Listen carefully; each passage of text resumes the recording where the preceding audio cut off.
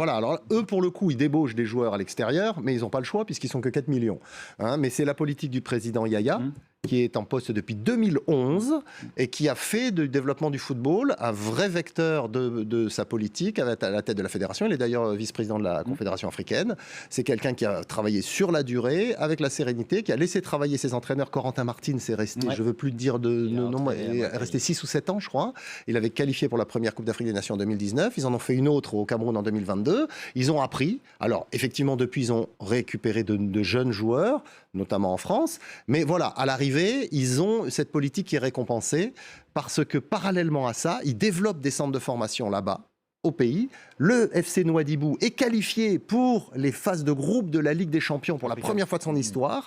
Ils ont même battu un club égyptien. Donc, il y a une vraie politique du football sur place. Et notre petit chouchou, c'est le gardien Niasse. Qui joue à Guingamp. Donc voilà, pour ceux qui ont apprécié le gardien, vous pouvez regarder la Ligue 2, parce qu'il est assez incroyable sur cette compétition. Et je le disais dans l'autre match de ce groupe, l'Angola qui se qualifie donc en tête de ce groupe avec sa victoire 2-0 face au Burkina. L'Angola qui termine en tête et que personne n'avait réellement vu venir, Xavier. Oui, vu. Non, après, il faut rappeler une seule chose, c'est que l'Angola, ils ont déjà fait une Coupe du Monde.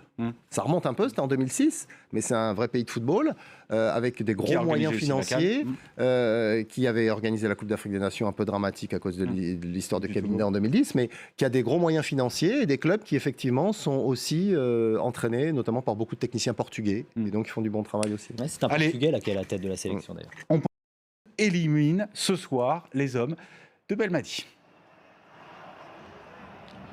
Et les Mourad Mitoun qui signent l'exploit le plus retentissant de leur histoire en Coupe d'Afrique des Nations.